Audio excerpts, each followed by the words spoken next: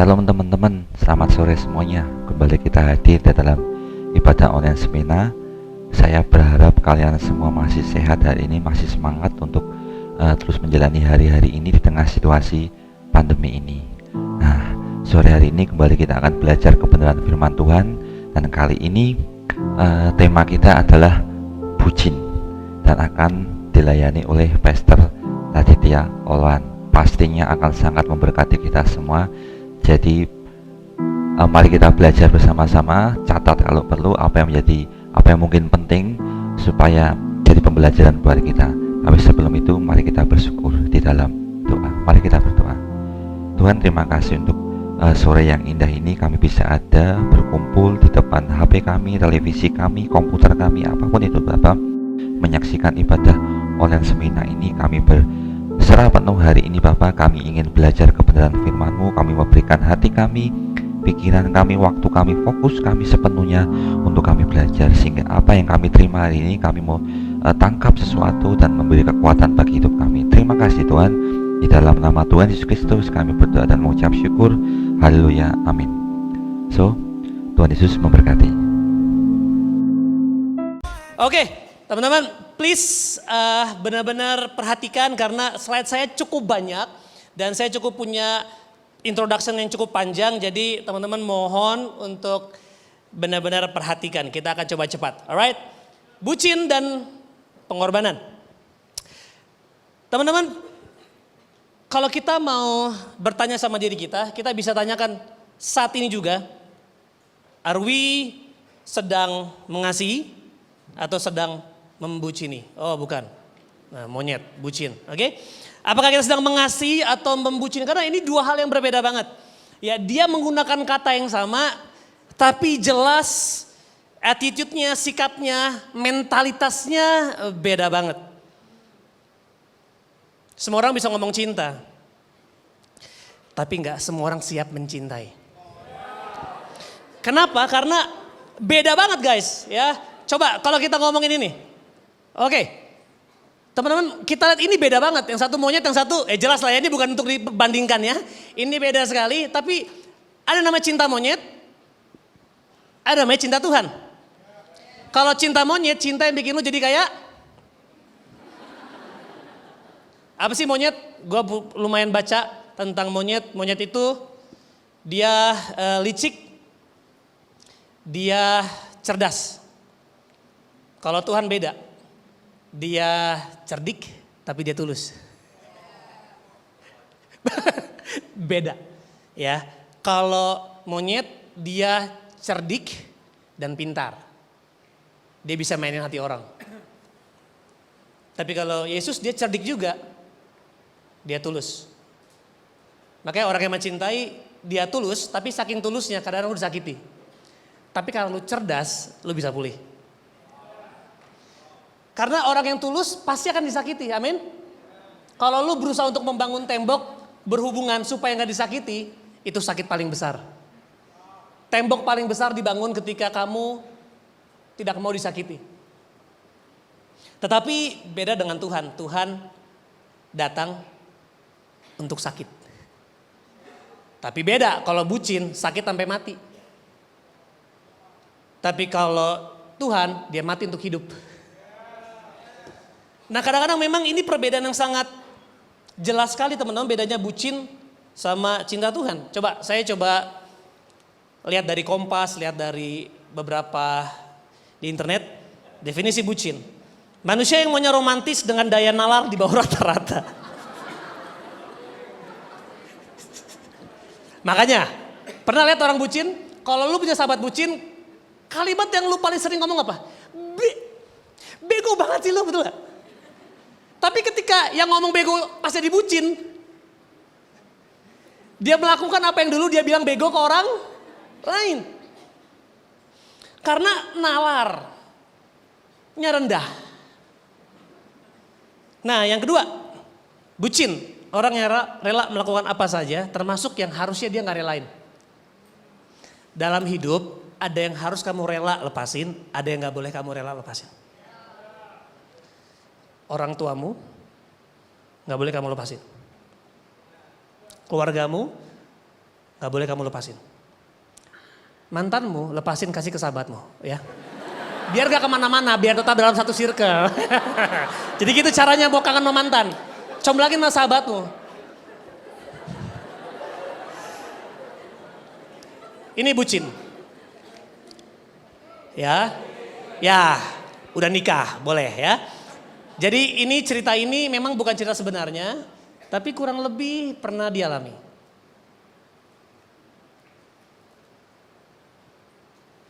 Ini ada videonya sebenarnya. Let's sound. Oke, kita ulang. Sorry, kita ulang sekali lagi. Ya, kalau cinta Tuhan suka mengulang. Sedap. Kalau bucin nggak mengulang. Ya. Halo sayangku. WhatsApp kan? Halo. Nggak sabar nih. Sayang. Mulai kesel. Lah. Dih, lagi sibuk apa sih sampai nggak respon? Pacarnya bilang, halo sayang, sorry baru respon. Gue udah gak penting lagi ya? Nah itu tuh.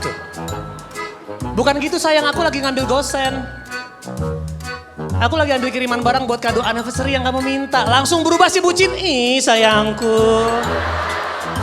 Sorry malam aku lagi dapet, bodoh.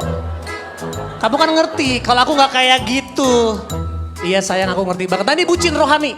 Kasihkan percaya segala sesuatu. Sedap. Oke sayangku jangan telat jemput aku ya. Oke sayang nanti pada jam berapa? Jam 5. Ternyata worship leader. Oke sayang anything for you. Lu bisa lihat gak bahasa-bahasa ini?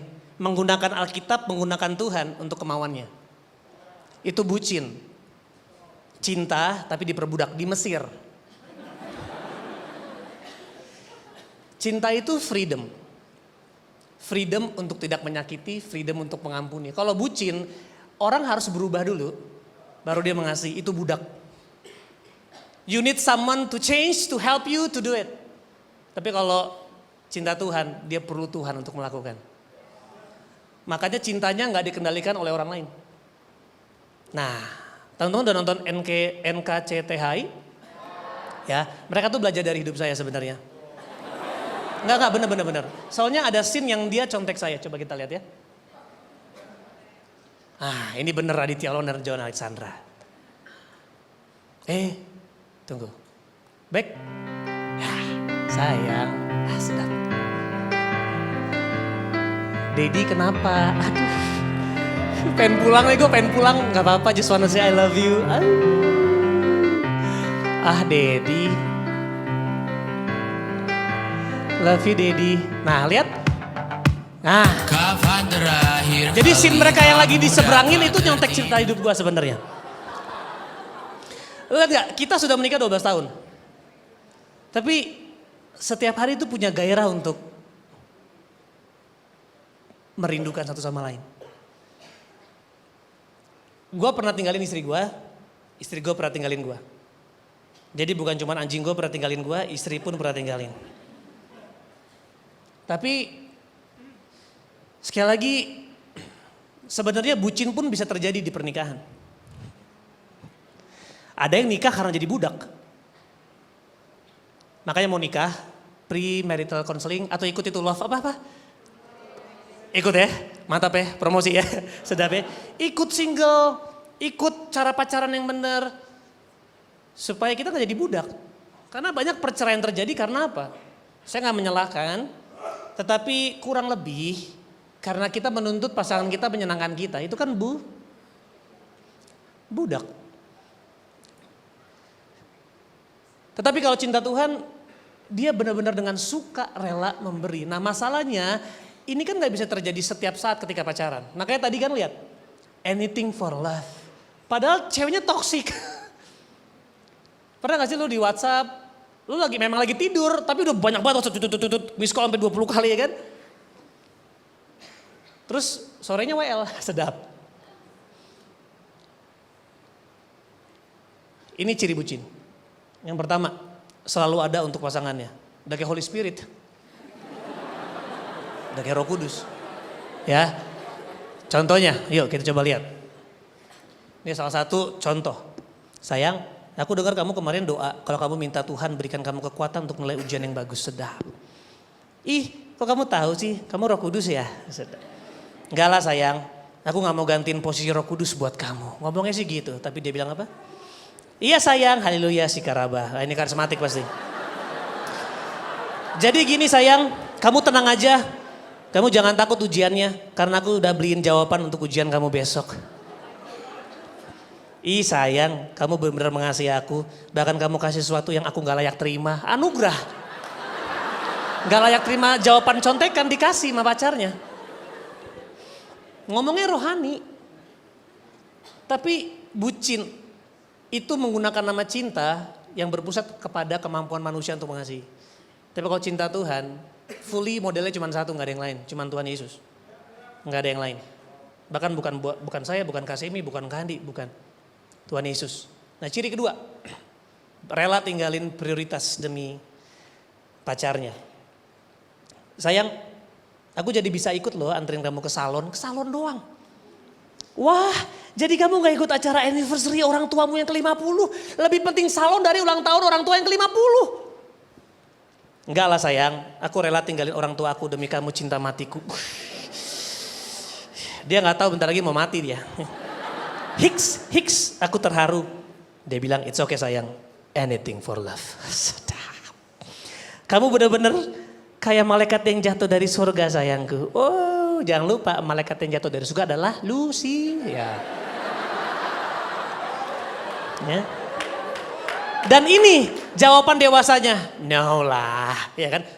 Sosok humble, no, it's just the right thing to do. Kita bisa ketawa, tapi dalam beberapa area kita kadang-kadang kayak begitu. Ini mungkin contoh yang ekstrim. Yang ketiga, rela mengorbankan nilai-nilai yang dia percaya demi pacarnya. Sayang, aku takut berdosa sama Tuhan. Ini ketika si cewek baru mau pertama kali, cowok udah profesional, ya, udah jadi ketua sinode, ya. Aku takut dosa sama Tuhan. Sering kan, boleh gak sih? Ya udah, kalau kamu gak mau gak apa-apa. Kamu marah gak kalau aku gak mau? Biasa aja, cukup tahu. Sedap, naruh intimidasi. Nah kebetulan si cewek punya masalah di perasaannya. Dia juga bucin karena orang tuanya. Sebenarnya bucin bukan tentang pasangan aja. Kalau lu maksa orang tua buat nyenengin hati lu, itu bucin, sama aja. Lu kecewa sama orang tua karena dia gak memenuhi mimpi lu, itu bucin. Padahal yang belakangan datang kan kita, betul nggak? Yang belakangan lahir kan kita. Artinya sebenarnya jadi jawaban buat orang tua kita, itu kita loh. Makanya kamu nggak pernah salah dilahirkan di sebuah keluarga. Mungkin untuk mengubah turunan bucin jadi turunan cinta Tuhan. Tuhan nggak pernah salah pilih. Lalu dia bilang, tuh kan, ya udah deh aku mau deh. Pelan-pelan ya. Kesannya loving. Menurut aku it's okay sayang. Toh we do it because we love each other. Sering nemu kayak gini.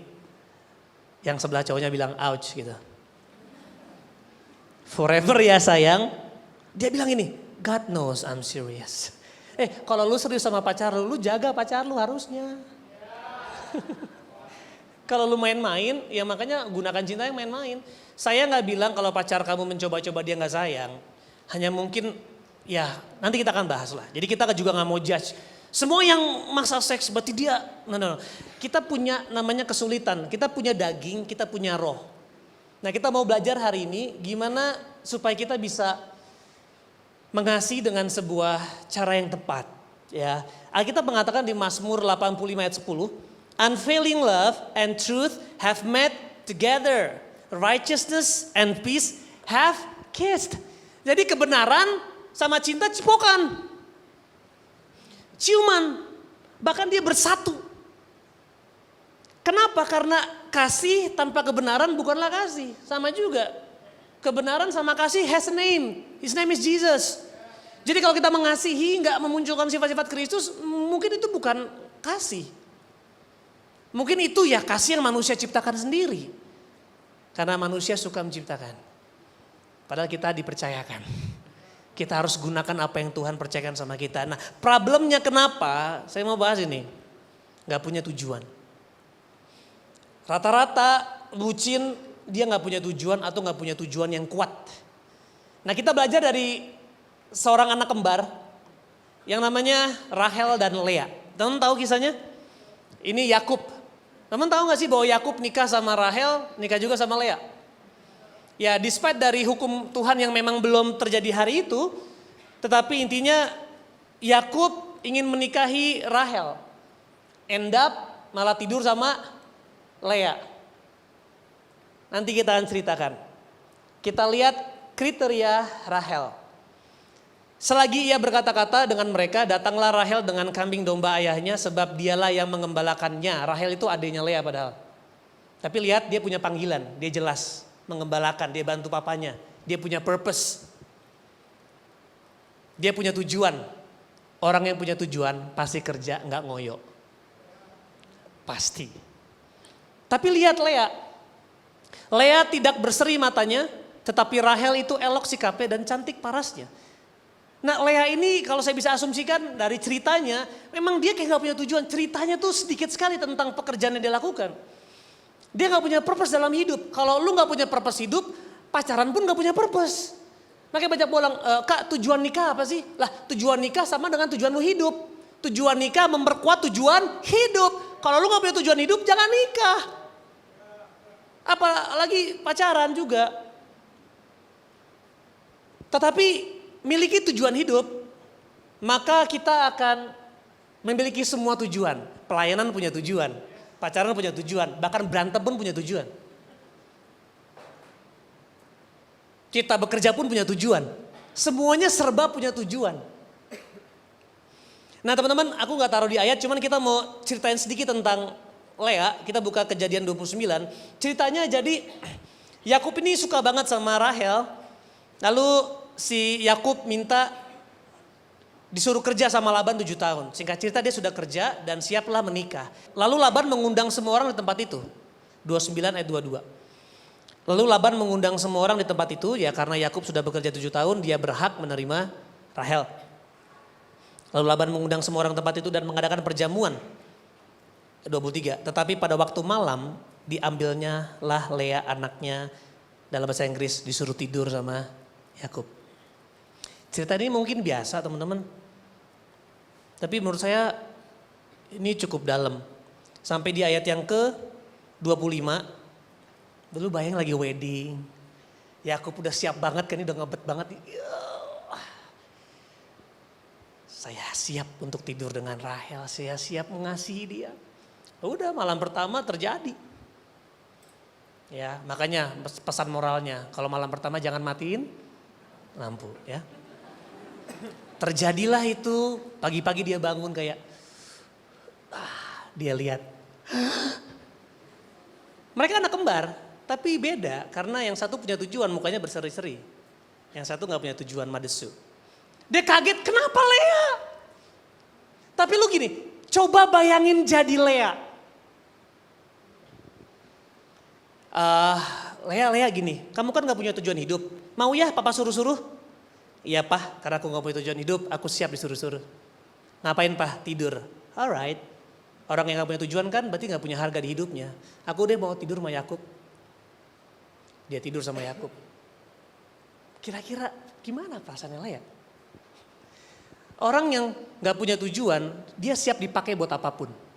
Termasuk buat rancangan yang bukan dari Tuhan. Nah tetapi cerita ini keren banget teman-teman. Kenapa? Karena walaupun ini sadis banget ya buat Lea. Singkat cerita akhirnya si Yakub nikah juga sama si Rahel. Dan di ayat yang ke-30, Kejadian 29 ayat 30, Yakub menghampiri Rahel juga. Malah ia lebih cinta kepada Rahel. Jadi Lea cuma siap ditidurin. Sedangkan Yakub lebih mencintai. Wow, ini perasaan. Nah, kayak gini kan bucin. Ya, dia cuman sebenarnya gini, bucin itu salah satu definisinya, dia rela melakukan apapun demi perasaannya. Kita bisa lihat dia kayaknya dipakai sama cowok itu, lu bego banget sih. Tapi memang dia suka. Karena perasaannya dia juga. Dia butuh sesuatu untuk orang-orang memenuhi dia. Dia mungkin punya sesuatu di masa lalu yang dia butuh comfort atau dia butuh yang namanya pemenuhan. Nah saya mau bilang gini, segala sesuatu yang bisa memenuhi kamu sampai kamu puas selain Tuhan jadinya addiction. Jadinya adiksi. Apapun itu, serohani apapun itu, kalau kita dipenuhi, pas pelayanan, ibadah hari Minggu, jadi adiksi ibadah hari Minggu, tapi nggak punya hubungan sama Tuhan Senin sampai Sabtu. Karena tata ibadah yang menuhin, bukan Tuhan Yesus. Bukan hubungan sama Tuhan yang memenuhi. Makanya Kolose bilang, you are complete through your union with Christ. Cuman hubungan sama Kristus yang bisa memenuhi. Bukan apapun teman-teman. Nah tapi ini yang dahsyatnya anugerah kasih setia Tuhan. Ada buat bucin, haleluya. Ada. Karena buat teman-teman yang sudah percaya sama Tuhan, mungkin dalam kedalaman tertentu kita merasa kita budak. Tapi kalau teman-teman mau sadari, hal yang paling dalam dari teman-teman ada Roh Kudus. Ada Roh Kudus. And you are not defined by what you are feeling right now. You are divine by what Jesus has done at the cross. Kamu didefinisikan oleh apa yang Yesus telah lakukan. Jadi kalau hari ini dari semua cerita kalian merasa, kayaknya gue bucin deh. Kalian bisa keluar bersama dengan Tuhan. Lihat Lea di ayat 31, masih di ayat ini. Ketika Tuhan melihat bahwa Lea tidak dicintai, dibukanya lah kandungannya. Lea udah gak punya tujuan, gak dicintai, kasihan banget. Tapi Tuhan punya anugerah buat siapapun. Termasuk buat orang yang gak punya tujuan. Lea mengandung lalu melahirkan seorang anak laki-laki dan dinamainya Ruben. Sebab katanya, sesungguhnya Tuhan telah memperhatikan kesengsaraanku. Tetap self-centered, tapi tetap kasih Tuhan ada. Tuhan aku mau anak. Diberikan. Anak yang pertama Ruben. Dan dia bilang, itu bukti Tuhan telah memperhatikan aku, sekarang tentulah aku dicintai suamiku. Tetap bucin, masih bucin. Ayat 33, yang kedua, mengandung pula lah ia lalu melahirkan seorang anak laki-laki, maka ia berkata, sesungguhnya Tuhan telah mendengar bahwa aku tidak dicintai. Lalu diberikannya pula anak ini kepadaku, maka ia menamai anak itu Simeon. Aku boleh ningtem piano sebentar. Anak kedua is all about him, her. Anak kedua tentang, ya Tuhan tahu kan gue gak dicintai. Please bless me. Help me. Lahirlah anak kedua. Tetap dalam kebucinannya Lea. Lalu ayat 34. Mengandung pula lah ia. Lalu melahirkan, masih anak kedua. Lalu melahirkan seorang anak laki-laki, makanya berkata sekali-sekali ini suamiku akan lebih erat kepadaku. Karena aku telah melahirkan 3 anak laki-laki baginya. Ini yang ketiga, itulah sebabnya ia menamai anak itu Lewi. Tetap ini masih bucin karena dia mengatakan kalau gue punya anak 3, kali ini mungkin suami gue akan mau sama gue. Self-centered. Bucin itu sebenarnya bukan, bodoh banget sih lu mau dimainin, enggak. Memang orang-orang ini berpusat sama dirinya sendiri. Nah khususnya bucin dia butuh security. Ya mereka yang butuh security dari orang lain. Tapi Tuhan kasih anak ini. Yang ketiga, sekali ini suamiku akan lebih erat kepadaku karena aku telah melahirkan 3 anak laki-laki. Teman-teman, walaupun kita hidup tanpa tujuan, Tuhan selalu ada di situ. Anugerahnya lebih besar daripada hidupmu yang tanpa tujuan. Tuhan tetap tunggu hari ini. Sampai hari ini teman-teman, mungkin kita udah luka begitu banyak, tapi Tuhan masih tunggu. Kalau kita mau memindahkan pandangan kita sama Tuhan, kamu akan menemukan itu tujuan. Dan kamu gak akan lagi jadi bucin. Lihat Lea, ayat 35. Mengandung pulalah ia, lalu melahirkan seorang anak laki-laki. Maka ia berkata apa? Sekali ini aku akan Orang yang punya tujuan pasti selalu bersyukur. Tujuan saya menikah bukan buat saya, tujuan saya menikah buat Tuhan. Tujuan saya pelayanan buat Tuhan, tujuan saya kerja buat Tuhan. Jadi kalaupun dia di-cut, difitnah di kantor, gak dipandang indah di gereja, dia gak akan marah. Dia bersyukur karena apapun yang kulakukan itu punya Tuhan, buat Tuhan. Budak gak punya tujuan, makanya orang Israel, Tuhan kamu mau bikin aku mati di sini, mendingan kita balik. Gak apa-apa jadi budak, yang penting makan kenyang. Bucin lebih penting kenyang. Gak apa-apa, walaupun jadi budak. Orang yang merdeka, lebih baik gua lapar tapi gua merdeka. Lihat, sekali ini aku akan bersyukur pada Tuhan. Tuhan aku capek jadi bucin. It's always about me, always about me. And now, it's all about you, kata Lea. Dan lihat, itulah sebabnya ia menamai anak itu Yehuda sesudah itu ia tidak melahirkan. Lu tahu siapa yang lahir dari Yehuda? Yesus. Yesus lahir dari bucin. Mungkin lu udah tersakiti berkali-kali, lu udah jatuh ke seks berkali-kali. Bahkan lebih parah, lu sudah main dengan seseorang yang kau dikategoriin sakit lu, sakit mental lu. Mirip kan Malia? Tapi Yesus lahir dari situ. Yesus lahir dari orang yang gak punya tujuan.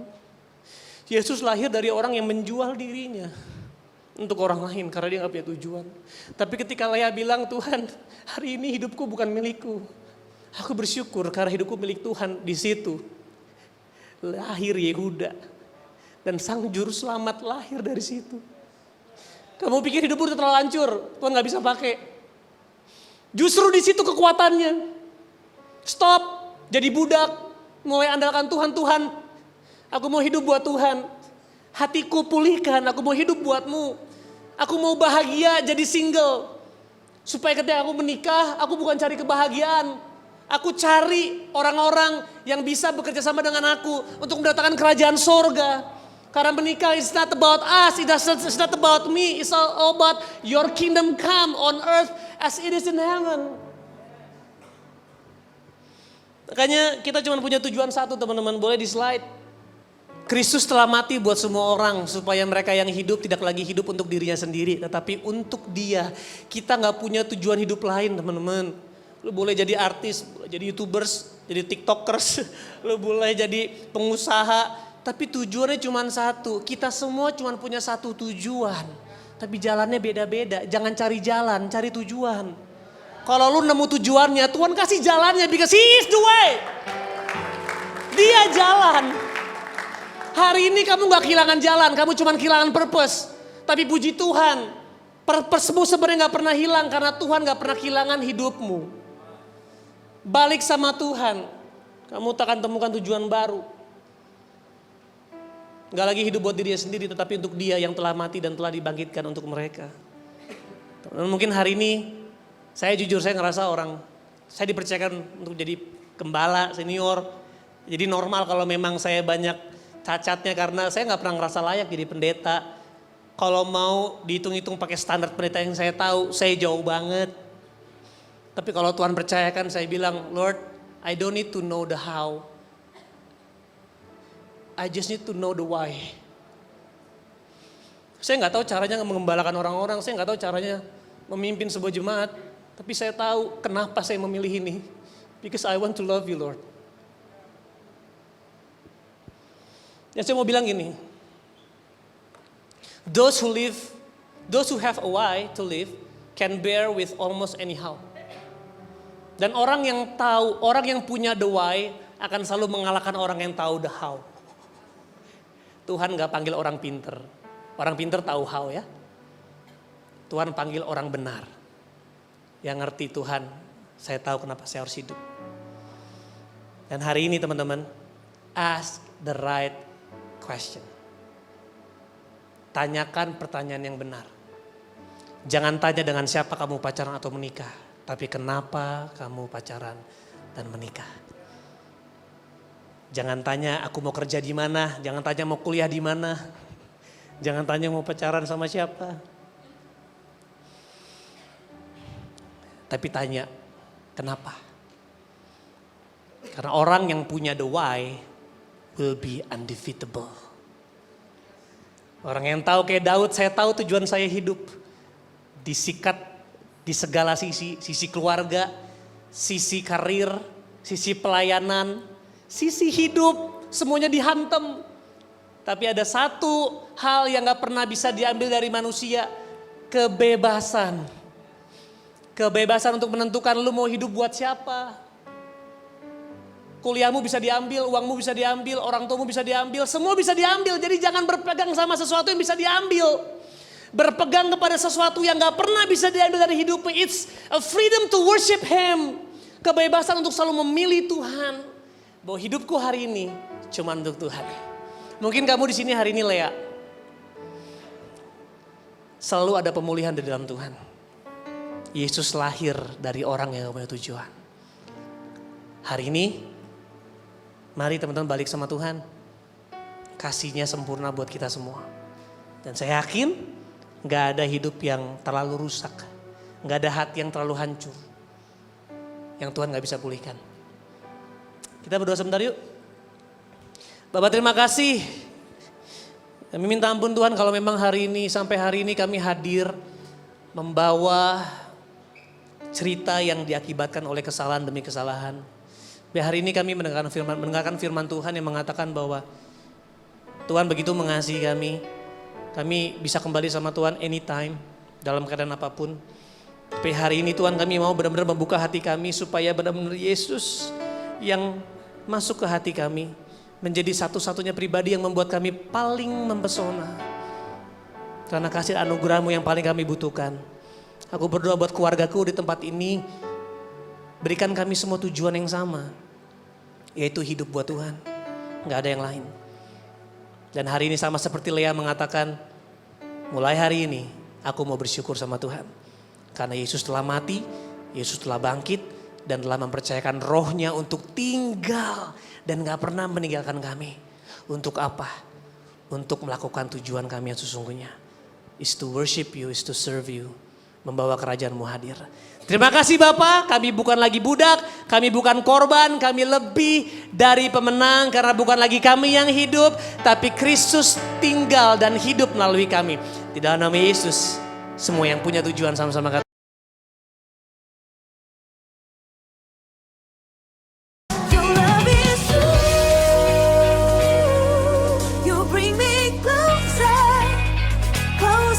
Your love